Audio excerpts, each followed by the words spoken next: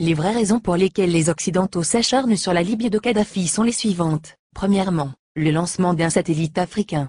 C'est Kadhafi qui offre à toute l'Afrique un satellite de télécommunication, et opère la première vraie révolution des temps modernes. Ce satellite appelé RASCOM assure la couverture universelle du continent, pour la téléphonie, la télévision, la radiodiffusion, et de multiples autres applications telles que la télémédecine et l'enseignement à distance. Pour la première fois, une connexion à bas coût devient disponible sur tout le continent, jusque dans les zones rurales grâce au système, par pont radio WMAX. Cette histoire démarre en 1992, lorsque 45 pays africains créent la société RASCOM pour disposer d'un satellite africain et faire chuter les coûts de communication sur le continent. Téléphoner de et vers l'Afrique était alors le tarif le plus cher au monde, parce qu'il y avait un impôt de 500 millions de dollars que l'Europe encaissait par an sur les conversations téléphoniques, même à l'intérieur du même pays africain, pour le transit des voix sur les satellites européens comme Intelsat. Un satellite africain coûtait juste 400 millions de dollars payables une seule fois, et ne plus payer les 500 millions de locations par an. Quel banquier ne financerait pas un tel projet? Mais l'équation la plus difficile à résoudre était: comment l'esclave peut-il s'affranchir de l'exploitation servile de son maître, en sollicitant l'aide de ce dernier pour y parvenir? Ainsi, la Banque mondiale, le FMI, les États-Unis, l'Union européenne, ont fait miroiter inutilement ces pays pendant 14 ans.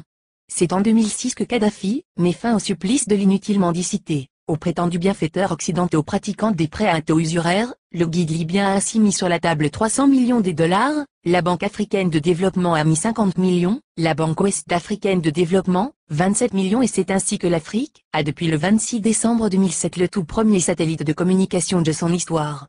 Dans la foulée, la Chine et la Russie s'y sont mises, cette fois en cédant leur technologie, et ont permis le lancement de nouveaux satellites sud-africains, nigérians, angolais, algériens, et même un deuxième satellite africain est lancé en juillet 2010. Et on attend pour 2020, le tout premier satellite technologiquement 100% africain, est construit sur le sol africain, notamment en Algérie. Ce satellite est prévu pour concurrencer les meilleurs du monde, mais à un coût 10 fois inférieur, un vrai défi. Voilà comment un simple geste symbolique de 300 petits millions peut changer la vie de tout un continent. La Libye de Kadhafi a fait perdre à l'Occident, pas seulement 500 millions de dollars par an, mais les milliards de dollars de dettes, et d'intérêts que cette même dette permettait de générer à l'infini, et de façon exponentielle, contribuant ainsi à entretenir le système occulte, pour dépouiller l'Afrique. Deuxièmement, l'institution d'un fonds monétaire africain, entre autres. Les 30 milliards de dollars saisis par M. Obama appartiennent à la Banque centrale libyenne et prévus pour la contribution libyenne à la finalisation de la Fédération africaine à travers 3 projets phares. La Banque africaine d'investissement assure en Libye. La création dès ce 2011 du Fonds monétaire africain, avec un capital de 42 milliards de dollars, avec Yaoundé pour siège. La Banque centrale africaine, avec le siège à Abuja au Nigeria, dont la première émission de la monnaie africaine, signera à la fin du franc CFA grâce auquel Paris a la main mise sur certains pays africains depuis 50 ans. On comprend dès lors et encore une fois la rage de Paris contre Kadhafi.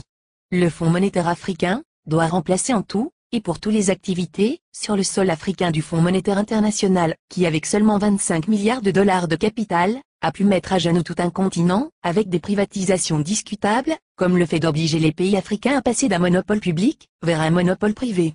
Ce sont les mêmes pays occidentaux qui ont frappé à la porte, pour être aussi membres du Fonds monétaire africain, et c'est à l'unanimité que le 16 au 17 décembre 2010 à Yaoundé les Africains ont repoussé cette convoitise, instituant que seuls les pays africains seront membres du Fonds monétaire africain.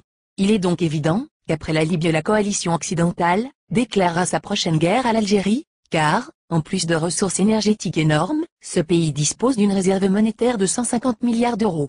Ce qui devient la convoitise de tous les pays qui bombardent la Libye et qui ont tous quelque chose en commun, ils sont tous financièrement en quasi-faillite, les États-Unis à eux seuls ont 14 000 milliards de dollars de dettes, la France, la Grande-Bretagne et l'Italie ont chacun environ 2 000 milliards de dettes publiques alors que les 46 pays d'Afrique noire ont au total moins de 400 milliards de dollars de dettes publiques.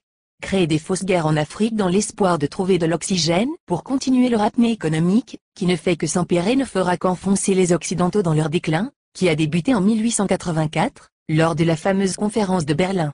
Car comme l'avait prédit l'économiste américain Adam Smith, en 1865, dans son soutien à Abraham Lincoln, pour l'abolition de l'esclavage, l'économie de tout pays, qui pratique l'esclavage des Noirs, est en train d'amorcer une descente vers l'enfer, qui sera rude le jour où les autres nations vont se réveiller.